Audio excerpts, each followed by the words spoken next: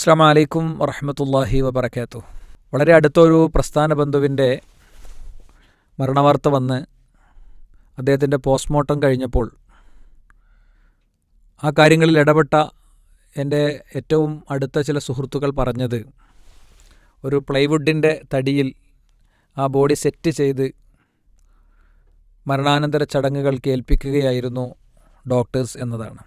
നമ്മെ ഞെട്ടിപ്പിക്കുന്നതും നീണ്ട മണിക്കൂറുകളിൽ ഉറക്കം നഷ്ടപ്പെടുത്തുന്നതുമായ ധാരാളം മരണവാർത്തകൾ വാഹനാപകടങ്ങളായി വന്നുകൊണ്ടിരിക്കുകയാണ്.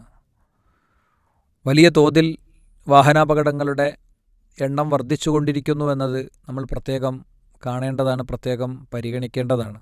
ഞാനും വണ്ടി ഓടിക്കുന്ന ഒരാളാണ്. വാഹന അപകടങ്ങൾ ഒഴിവാക്കാനും ശരിയാം വിധം യാത്ര പൂർത്തീകരിക്കാനുമൊക്കെ ചില കാര്യങ്ങൾ നമ്മൾ ചെയ്യേണ്ടതുണ്ട്. പറയുന്ന കാര്യങ്ങളെല്ലാം ഞാൻ ചെയ്യുന്നതാണോ എന്ന് ചോദിച്ചു കഴിഞ്ഞാൽ എനിക്ക് തന്നെയും അതിലൊരു യെസ് എന്നുത്തരം പറയാൻ പറ്റുന്നില്ല. പക്ഷേ ചില കാര്യങ്ങൾ പറയണം. പറയുമ്പോൾ പറഞ്ഞ ആളുകൾ എന്ന നിലയ്ക്ക് ചില ബോധ്യങ്ങളോടെ ചില വിഷയങ്ങൾ നമ്മൾ ശ്രദ്ധിക്കേണ്ടി വരുമല്ലോ. അതിലേറ്റവും പ്രധാനപ്പെട്ട ഒന്നാമത്തെ ഒരു കാര്യം, ശരിയായി ഡ്രൈവിംഗ് അറിയാത്ത ഒരാളും ഡ്രൈവ് ചെയ്യാൻ നിൽക്കരുത് എന്നതാണ്. കാരണം നമ്മുടെ ഡ്രൈവിംഗ് അപകടകരമായ രീതിയിൽ സംഭവിക്കുകയും നമ്മൾ മരിക്കുകയും ചെയ്താൽ അത് ഒരുപക്ഷെ ആത്മഹത്യയുടെ ഗണത്തിലേക്ക് ഉൾപ്പെടാനുള്ള സാധ്യതയുണ്ട്.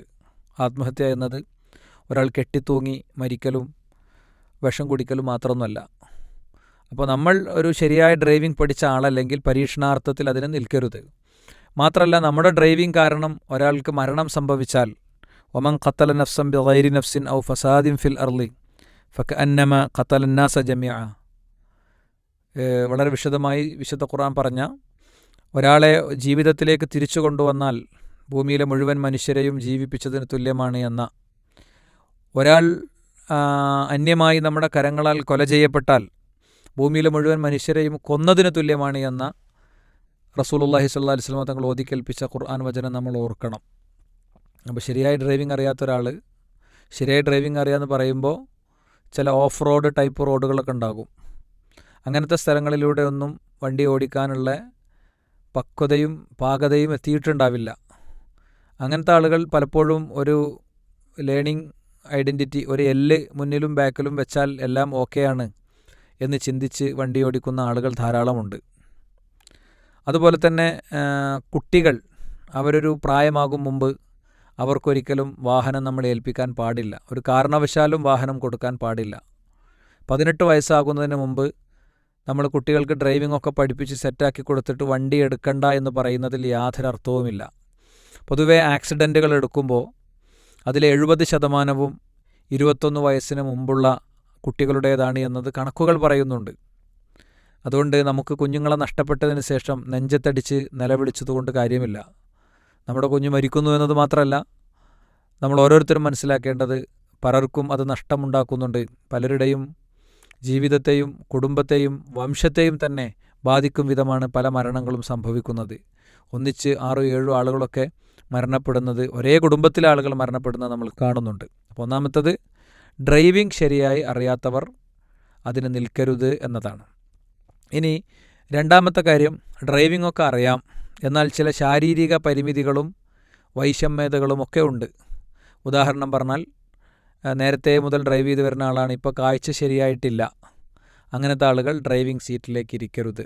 എനിക്കിപ്പോൾ കാഴ്ച ശരിക്ക് കിട്ടണില്ല, ഞാൻ ഏകദേശം ഇങ്ങനെ ഒപ്പിച്ച് അഡ്ജസ്റ്റ് ചെയ്ത് ഓടിക്കലാണ് എന്നൊക്കെ പറയുന്ന ആളുകളെ നമ്മൾ കാണാറുണ്ട്. 2 വീലറൊക്കെ ഓടിക്കുന്ന ആളുകൾ അവർ കാല് ശരിക്ക് നിലത്ത് കുത്തി നിയന്ത്രിക്കാൻ പറ്റുന്നവരും ഒക്കെ ആവണം. അതിലും യാതൊരു സംശയമില്ല. അതും നമ്മൾ ഈ ഒരു കാര്യത്തിൽ ശ്രദ്ധിക്കേണ്ട ഒരു പ്രധാന മേഖലയാണ്. അതേപോലെ ഭയന്നുകൊണ്ട് വണ്ടി ഓടിക്കുന്നൊരു സാഹചര്യം ഉണ്ടാകരുത്. മൂന്നാമത്തെ ഒരു കാര്യമാണ്, ചില പ്രത്യേക നിരത്തുകളിലൂടെ പ്രദേശങ്ങളിലൂടെ രാത്രികളിൽ ഒക്കെ കുറുവാ സംഘം വരും എന്നൊക്കെ ഇങ്ങനെ വിചാരിച്ച് ബേജാറായി നിൽക്കുന്ന ഒരാൾ വണ്ടി ഓടിക്കുമ്പോൾ ഉണ്ടാകുന്ന ഒരു പ്രശ്നമുണ്ടല്ലോ, ഒരു മാനസികമായ സാഹചര്യമുണ്ട്. അതേപോലെ വീട്ടിൽ കുടുംബത്തിൽ എന്തെങ്കിലുമൊക്കെ ദുരന്തങ്ങളോ പ്രശ്നങ്ങളോ ഒക്കെ കഴിഞ്ഞതിന് ശേഷം നമുക്കൊരു മാനസികമായ കോൺസെൻട്രേഷൻ കിട്ടാത്തൊരു സമയം, അത്തരമൊരു സമയത്തും ഉറക്കം നമ്മളെ നന്നായി ബാധിച്ച സമയത്തും വണ്ടി ഓടിക്കുന്നത് നമ്മൾ വളരെ ശ്രദ്ധിക്കണം. ഈ ലാസ്റ്റ് പോയിൻ്റ് പലപ്പോഴും വ്യക്തിപരമായി എൻ്റെ കാര്യത്തിൽ എനിക്ക് ഒരു തിരുത്തും ക്രമീകരണമൊക്കെ ആവശ്യമുള്ള കാര്യമാണെന്ന് എനിക്ക് തോന്നാറുണ്ട്. അല്ലെങ്കിൽ നമ്മളങ്ങനെ ചെയ്യാറുണ്ട്. ഉറക്കം വന്ന ഉടനെ വണ്ടി സൈഡാക്കുക എന്നൊരു നിലപാടാണ് പൊതുവെ സ്വീകരിക്കാറുള്ളത്. കാരണം അത് അത്രയും അപകടമാണ്. മില്ലി സെക്കൻഡിലെ ശ്രദ്ധക്കുറവായിരിക്കും പൊതുവെ നമ്മളെ ഇത്തരം കാര്യങ്ങളിലേക്കൊക്കെ എത്തിക്കുന്നത്. വലാ തുൽഖൂ ബി ഐദീക്കും ഇല തഹ്ലുക, നിങ്ങളെ തന്നെ നാശത്തിനു വേണ്ടി വലിച്ചെറിഞ്ഞു കൊടുക്കരുത് എന്ന് ഖുർആൻ പറഞ്ഞ വചനമാണ് യഥാർത്ഥത്തിൽ അതിനുള്ള തെളിവ്. ഇനി നാലാമത്തൊരു കാര്യം, റോഡിനോടും വഴിയോടും ഫുട്പാത്തിനോടുമൊക്കെയുള്ള കടപ്പാട് നമ്മൾ നിർവഹിക്കണം എന്നതാണ്. അഅതു ത്വരീഖ ഹഖഹു, ഇമാം ബുഖാരിയും മുസ്ലിമും ഉദ്ധരിച്ച ഹദീസാണ്. വഴിക്ക് അതിൻ്റെ അവകാശം നൽകണം എന്ന് പറഞ്ഞാൽ ആ വഴിയിലൂടെ വ്യത്യസ്തമായ സാഹചര്യത്തിലൂടെ നടന്നു പോകുന്ന കാൽനടക്കാരുണ്ടാകും, സ്കൂൾ കുട്ടികളുണ്ടാകും. സ്കൂൾ കുട്ടികൾ സ്കൂളിൻ്റെയൊക്കെ മുന്നിലെത്തുമ്പോൾ വണ്ടി ഏറ്റവും ചെറിയ സ്പീഡിൽ ഓടിക്കാൻ നമ്മൾ പഠിക്കണം. നമ്മുടെ കുട്ടി പഠിക്കുന്ന സ്കൂളിലും യഥാർത്ഥത്തിൽ ഇത്തരം സാഹചര്യമുള്ളവരുണ്ട്, ഇത്തരം എന്നെപ്പോലെ വണ്ടി ഓടിക്കുന്നവരുണ്ടാകുമെന്ന് ഓർക്കാൻ നമുക്ക് സാധിക്കുക എന്നുള്ളത് ഇതിൽ വളരെ പ്രധാനപ്പെട്ട ഒരു കാര്യമാണ്. അതുകൊണ്ട് തന്നെ വഴിക്ക് അതിൻ്റെ ബാധ്യത കൊടുക്കുക എന്നുള്ളതാണ്. നോക്കൂ, നിങ്ങൾ ഖുർആൻ പറഞ്ഞു, വലാ തംശിഫിൽ അർളി മറഹ ഇന്നകലം തഖ്രിഖൽ അർള വലൻ തബ്ലുഗൽ ജിബാല തൂല, നീ ഭൂമിയിലൂടെ അഹങ്കാരത്തോടുകൂടെ നടക്കരുത്. ഭൂമിയെ പിളർക്കാനോ പർവ്വതങ്ങളെയുടെയും അപ്പുറത്തേക്ക് ഉയരത്തിലേക്ക് നിനക്ക് എത്താനോ ഒന്നും പറ്റില്ല എന്നാണ്. ഇത് നടത്തത്തിന് മാത്രം ബാധകമായ ഒന്നല്ല. ചില ആളുകളൊക്കെ ചില പ്രത്യേകതരം വണ്ടിയിൽ അങ്ങോട്ട് ഇരിക്കുമ്പോൾ, ചില ഓഫ് റോഡ് വാഹനങ്ങൾ, മറ്റ് ഓൾട്രേഷൻ വരുത്തിയ വാഹനങ്ങൾ, ചില പ്രത്യേക ലൈറ്റുള്ള വാഹനങ്ങൾ, ഇതിലൊക്കെ കണ്ടിരുത്തി ഒരേ പ്രായത്തിലുള്ള കുറച്ച് ചെറുപ്പക്കാരെയും കൂടി അങ്ങോട്ട് കിട്ടിയാൽ അത് പിന്നെ ഫോട്ടോസൊക്കെ എടുത്ത് യൂട്യൂബിലും FBയിലൊക്കെ ഇടുന്ന സ്വഭാവം കൂടി ഉണ്ടാകുമ്പോൾ പലപ്പോഴും ഡ്രൈവിങ്ങിന് ഒരു തരം അഹങ്കാരം വരാനുണ്ട്, ഒരു തരം മാനസികാവസ്ഥയിലേക്ക് കയറാനുണ്ട്. ആഞ്ഞ് ചവിട്ടിയാൽ എത്ര വേഗത്തിലും ഒരുപക്ഷെ വണ്ടി പോകാൻ സാധ്യതയുണ്ട്. എന്നാൽ അതൊക്കെ നമ്മളെ വലിയ അർത്ഥത്തിൽ ബാധിക്കുമെന്ന കാര്യത്തിൽ യാതൊരു സംശയവുമില്ല. അതുകൊണ്ട് 4 കാര്യങ്ങളാണ് നമ്മൾ ഇന്ന് പ്രധാനമായും ഈ ഒരു സന്ദർഭത്തിൽ പറഞ്ഞത്. വാഹനം ഓടിക്കാൻ കഴിയാത്ത ആളുകൾ ഓടിക്കരുത്, കുട്ടികളെ കൊണ്ട് വണ്ടി ഓടിക്കുമ്പോൾ ശ്രദ്ധിക്കണം. അതുപോലെ തന്നെ കാഴ്ച പരിമിതി അടക്കമുള്ള ആളുകൾ പരിമിതിയുടെ സാഹചര്യത്തിൽ വണ്ടി ഓടിക്കുമ്പോൾ ശ്രദ്ധിക്കണം. യാത്ര ഒരു അഹങ്കാരത്തിൻ്റെ ഒരു യാത്രയാകരുത് പോലെയുള്ള കാര്യങ്ങളാണ് പറഞ്ഞത്. ബാക്കി കാര്യങ്ങൾ നമുക്ക് അടുത്ത എപ്പിസോഡിൽ പറയാം. അള്ളാഹു അനുഗ്രഹിക്കട്ടെ. അസ്സലാമു അലൈക്കും വറഹ്മത്തുള്ളാഹി വബറകാതുഹു.